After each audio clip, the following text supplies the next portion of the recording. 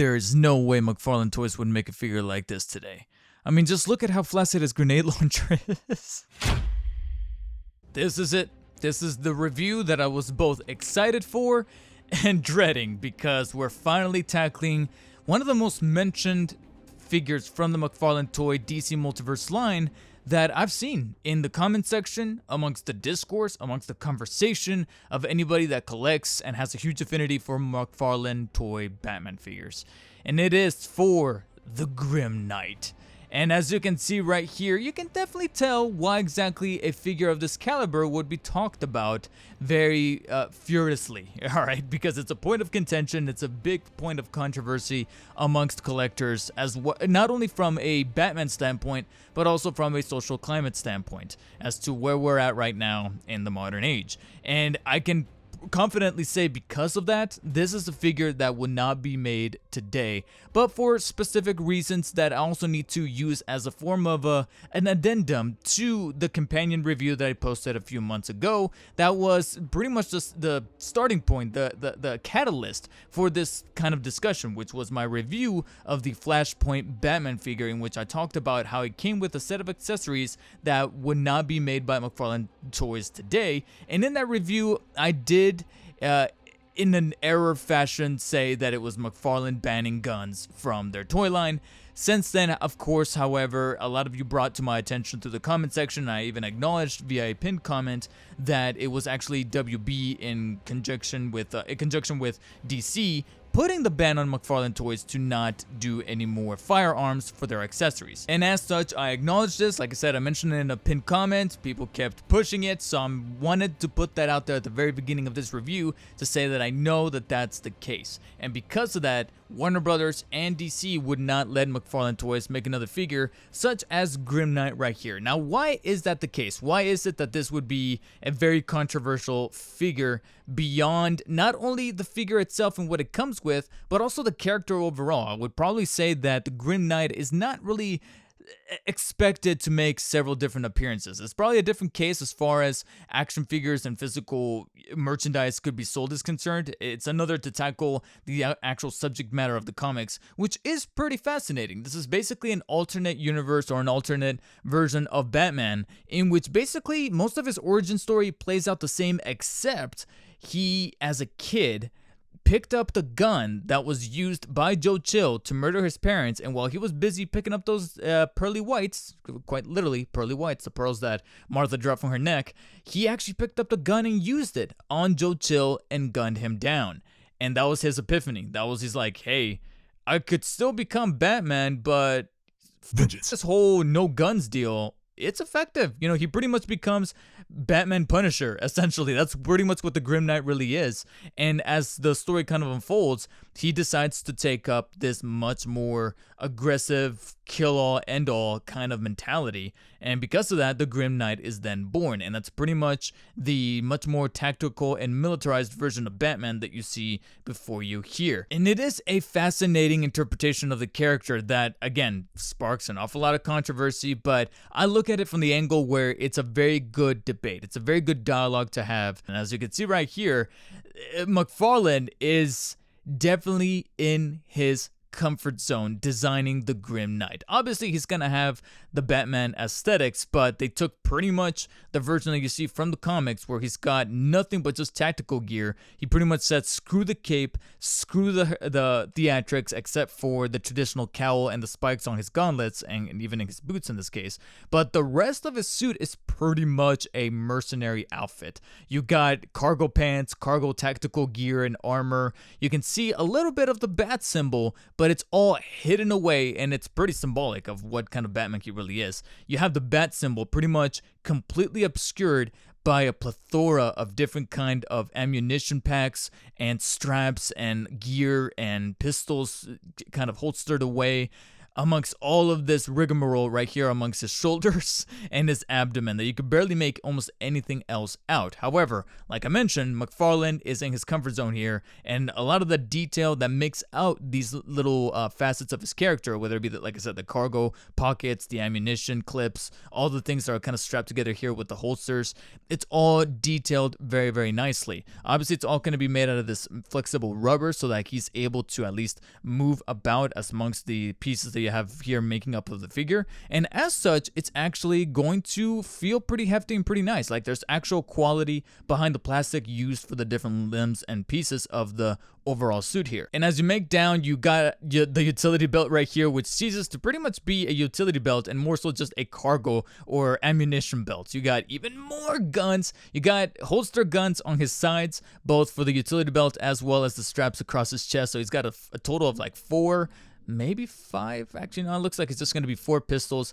but amongst there you can see there's a flashlight here, the clip in the middle, and then a giant cargo pocket right here that's probably holding either more ammunition or grenades of some kind. That's probably going to be my only thing I don't like about the suit is the utility belt, only because it's a little looser than the rest of the rubber pieces, that almost any kind of movement with the figure and it becomes a little kind of askew and unaligned with the rest of the body. It's meant to obviously be here centralized with the clip in the middle kind of resting right here, but because of how loose it is from the rest of the figure and free flowing, obviously it lends to the articulation, but at the same time, because it's made out of that much thinner rubber, or at least it's made out of a thinner rubber than the rest of these straps right here, it has a tendency to kind of want to veer off to his left here, so you kind of have to readjust it rather frequently. And this is what McFarlane is known to do best. You got the creases, you got the texture, you got the detail, and I'll be damned if it's not greatly made assembly limbs for this version of Batman. You can see right there,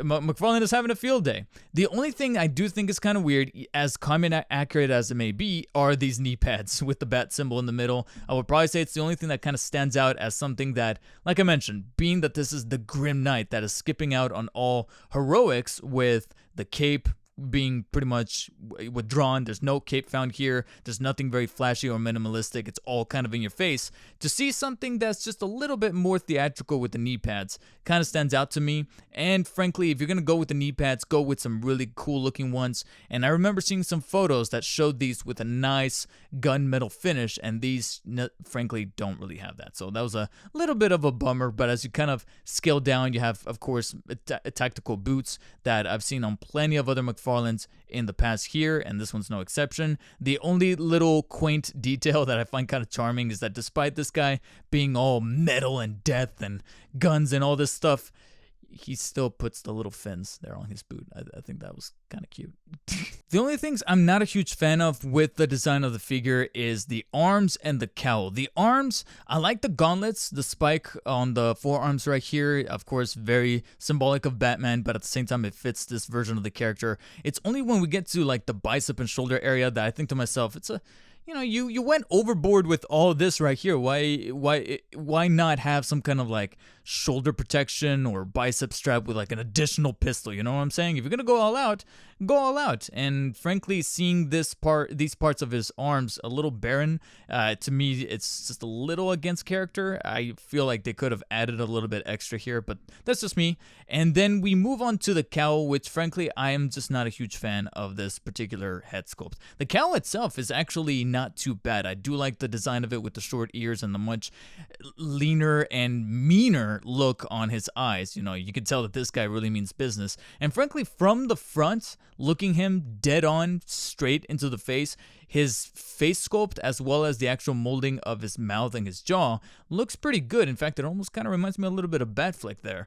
But it's once we get to looking or perceiving this head sculpt at an angle is where it definitely loses me a little bit, with that protruding face just being angled towards the front, which I know is a thing that is kind of cursing the figure here, because I've seen screen grabs from the comic version of Grim Knight where he's got the aesthetic of this cowl, but his head actually looks legitimately proportionate. There's just something about the way that they sculpted out this head that made me think, oh wow, I didn't know Phineas was Batman. I'm sorry.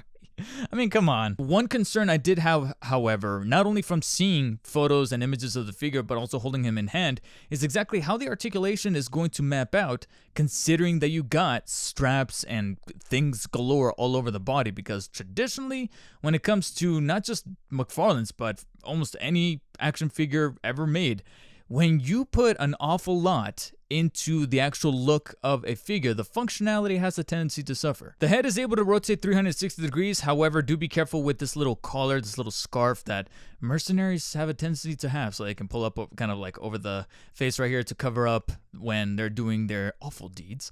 But it does have a tendency to kind of veer off the head in a diagonal way, especially when you kind of turn it towards the back.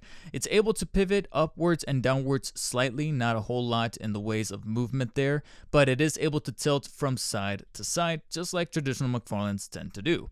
Once we get to the arms, I guess this is where the lack of like extra armor or stuff like that comes back in a positive way that turns out to be a bit of a blessing in disguise, because it's able to allow the arm to rotate 360 degrees vertically, as well as extend very freely, almost beyond the 180 degree angle. You're actually able to see right there, it's able to kind of raise the arms even above the shoulder line. So that was very pleasant to see.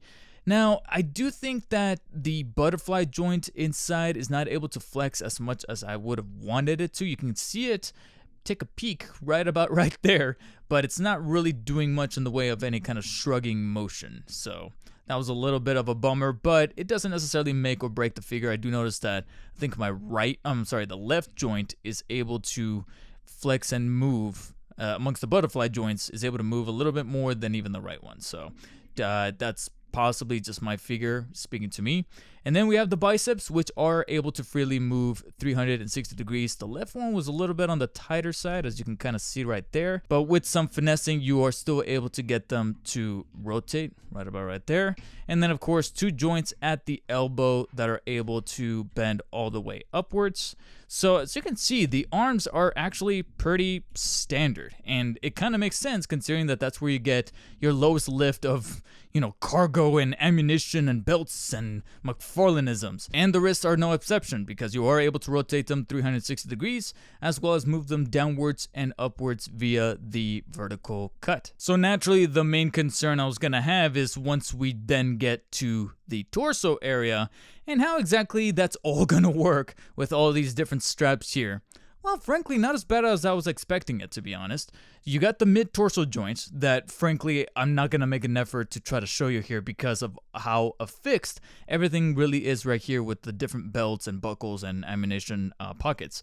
So you're just going to have to take my word for it and kind of pay close attention here to the movement, which is able to do at the 360 degree horizontal movement, as you can see right there, and it is ratcheted, so you still get that coming through.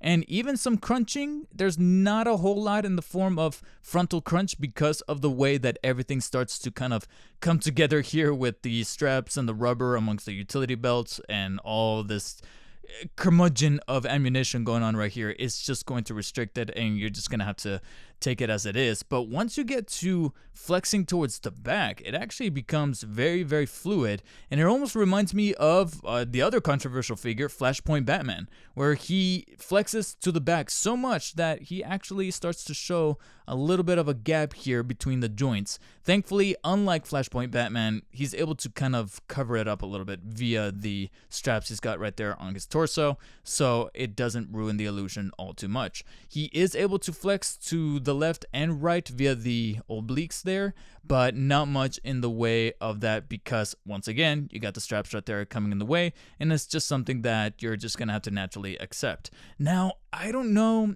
I don't want to stress it too much because of all this stuff that's going on right here in the middle, but I do sense that there is some waist articulation. You can see right there, it's actually horizontally moving it, but I do get some resistance when I move it towards the right. So I'm not going to do the full 360, but I do sense movement in there. However, I don't want to stress it because, again, it feels a little stiff, and also it's going to be ruining the utility belt right here, and I don't want to be readjusting it every single time. The top of the legs are able to extend forwards traditionally, although of course, because of the way that everything is just kind of conjoined right here together, stops right about right there, so it's not able to move all the way upwards naturally. Of course, you're also going to have pieces of rubber here, whether it be the pocketed knife or the holster gun here on his waist, that's going to come into interaction right there. That's going to restrict it a little bit, and flexing towards the back is only going to stop right about right there. So of course, naturally, that's generally how a lot of these McFarlanes tend to move on the top leg joints, but it's going to be a bit more restrictive with Grim Knight right here. Extension is also the same thing going on right there, where it extends pretty decently, but you're going to have all this stuff right here just coming in the way that in order to get full extension like other Batmans, you're either going to have to come up with a way to remove the utility belt or come up with a different solution that it requires removing the guns, but of course, I'm not really going to do that. Why is there a need to have to do that when it looks also cool? Then we get to the knees, where you have the traditional two joints. I will admit, I don't know if mine is isolated in this way, and I know that I say that quite an awful lot, but these joints are very, very ratcheted and stiff. Could be an isolated case with my figure, or it could be that these pieces that make up the legs are just so thick and bulky because of the way that the armored pants or the cargo pants are designed, that pretty much kind of tighten into themselves. Especially with the passage of time, they're naturally going to become a little bit stiffer over the months and years to come. Then we get to what I consider to be the most problematic part of the articulation, and that is going to be the feet, because this time around, the excuse that I've been using this whole time with the articulation being restricted in some parts because of all the strapping and ammunition doesn't really fly here with the feet, because there's obviously not going to be any found here amongst the boots. When we get to the ankles, you naturally have that ball joint cut here in the middle, except mine is a little bit on the wonkier and looser side when I try to get the feet to rotate 360 degrees. It works, but it works a little too wonky and loosely, that when this figure is trying to be posed, especially when you take into consideration the accessories that he comes with, it gets a little top heavy and a little prone to falling. Plus, they went with this boot structure that I'm not a huge fan of, and I've seen this in other McFarlanes before, where because of the way that this is cut right here, there's not much in the way of movement. Yeah, you have your traditional ball joint, but when I try to move the feet either downwards or upwards, you can see it only really goes so far. It only goes up one notch to the front and one notch to the bottom. So you only have really 3 points of movement there on the ankle when it comes to that vertical cut. And then we get to the toes, which at first were giving me trouble. And by trouble, I mean they weren't moving at all. They were frozen. Now, thankfully, a good old-fashioned hairdryer run was able to loosen them up enough to get them to move. But even then, there's not really much in the way of movement. They kind of built these hinges on the toe articulation a little smaller than I've seen in most contemporary McFarlanes these days. So it's good to see that they've since fixed it, but also a bit of a bummer for a figure that was doing an exceptional job of working with the amount of articulation that they had going, considering all the different little limitations here. And as I mentioned, those feet could prove problematic when you start to load, or I should say reload, the figure up with his controversial accessories. It's frankly the area of expertise for McFarlane, but also the area that's going to be triggering. Oh wow, I didn't even intend that to be a pun, towards Warner Brothers and DC. And the Grim Knight could not be made if it wasn't for said accessories. Now, I'm a little mixed on how I feel about these accessories, because there's some really cool stuff about them, and then there's other things that, again, I know I sound like a broken record here, but could have been an isolated incident for myself, or it could be something that was just in the cards as far as how they were kind of manufacturing and packaging this figure in particular. So the first thing that I'm going to show off here is this machine gun right here. Now, I'm not a huge gun head, all right? I am not a huge weapons aficionado, so I'm not going to know the official name of some of this military tactical gear and weaponry, but I just know that this is technically an SMG of some sorts. I might even be getting that wrong. My apologies. If you guys know the exact terminology here, post it in the comment section below. But I do know that this is meant to be a semi-automatic weapon. It's a simple piece of rubber. There's not much going on in the way of paint applications, but you can definitely see a lot of texturing and molding detail that comes across fairly well. Other than that though, it's meant to be this very dense piece of rubber. The clip can kind of bend slightly, but it's not, too wonky or bad feeling. It's just meant to kind of give it that extra bend in the event that you press up against it and you don't risk breaking this too easily. But it's made out of this very dense rubber so that it's able to be strong and sturdy. So that's one weapon. And then the one that I'm a little bummed out about is the grenade launcher, which by itself I honestly think is pretty cool. Again, kind of repeating the same quality behind the molding and the sculpting of the machine gun.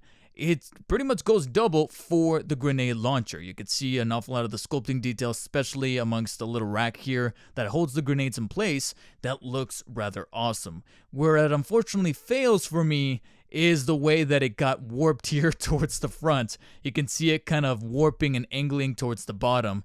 That it almost makes it look like my grenade launcher is looking a little flaccid.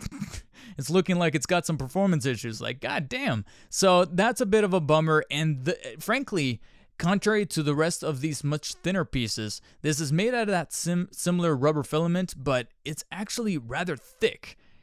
Oh god. It's rather thick here in the front nozzle that is looking kind of flaccid, that to get it to get there's no way to dance around these double entendres, is there? To get it to flex and actually be straightened out and hard, it's rather difficult because it's so rigid and firm that it's damn near impossible. I might try the hairdryer again, or probably go the extra route of dipping it in some boiling water to get it to flex a little bit more firmer towards the top so that it's a bit more refined. But as it stands right now, mine got a little warped in the process, and I'm hoping that there's going to be a fix for this sometime soon. And thankfully, both of his hands are molded in a way that can actually hold either weapon in either hand. There's no specifics, so you can technically take any of the handles here of each gun or each weapon and simply just fit it in to its proper place, which is good because I honestly thought that we were going to have some problems or restrictions as far as how the hands were molded to fit either specific weapon. I was going to be a little upset because I've already gone through that with Zero Batman. Grim Knight is definitively not the figure to be doing that with. But this is Grim Knight we're talking about. A machine gun and a grenade launcher? That's it? Certainly you can do a little bit better than that. He obviously took up after Mike Ehrmantraut, and in that case, Grim Knight is not one to take any half measures. And as such, McFarlane also went the extra mile of throwing in this little accessory of pretty much this whole V-shaped gun rack that you can affix to the back of the figure via this little peg that simply just fits into a hole where the straps meet here in a cross section. All you have to do is just simply give it a simple push, and you can adorn Grim Knight Batman with an extra set of arsenal ready to go right there on his back so that he can look even more gun-toting and grim rippery, however you would like to call it. But basically, this is pretty much how he's supposed to come across as the definitive Grim Knight. Also known as the figure that would never be made today due to exacting mandates via the powers that be. And it's a shame because it's not really about the whole aspect of guns and where you stand on the political landscape. It's all about just speaking for the character. That's really what it boils down to me. It's really how faithful it is to the character and how off-putting it is to see some of these characters that traditionally, from their mindset as true to form characters that they are, would show up in figure form with the weapon that you know for a damn fact they will not be using, i.e. the Suicide Squad figures where you have Peacemaker with either a sword or an axe. So I feel personally kind of thankful that we, at least before that got put into motion, we got a Grim Knight figure that was very faithful to the character. Now, if only there was something that McFarlane could come up with to bring a solution to those figures that sadly cannot come with their signature weapons. If only McFarlane would come up with something that could be probably purchased on the side and be used for collectors to then adorn figures with the respective weapons so that they look very beautiful on the shelf. God damn it, if only McFarlane could come up. Yeah, I'm pre-ordering it. All right, don't worry. I'm probably going to pre-order it and probably cover it on the channel, don't worry. And though there were a couple of articulation woes that were specific to me, and I personally would have preferred some extra armoring around the shoulder and arm area, yeah, I can definitely see why Grim Knight is standing as one of the favorites for a lot of McFarlane Toy Batman collectors out there. And frankly, he might be making the list for mine as well. Now, I don't know how much he really goes for out there, because I have seen some listings both on Amazon, eBay, and even other third-party sites listing him at a whopping $90 a pop. So be careful with your money, guys, because even though this is becoming more of a rarity of a figure, not only because of how much older he has become, but also because of the current state that McFarlane Toys is in with the accessories in mind here, I can definitely see why the pricing is probably going up and up and up. Thankfully, I was able to get him for only about like $45 or so. But before it gets any later and the price becomes even more inflated, if you were on the fence of picking up Grim Knight, I kind of recommend that you do so in one capacity or another. While you do that, check out this other McFarlane toy review showing up on screen right now. I thank you guys so much for sticking all the way to the very end of this video. If you guys want to show your support even further, be sure to join the channel as an executive producer so you guys' names could show up in the credits like they are right now. And as always, stay humble. I'll see you on the next one.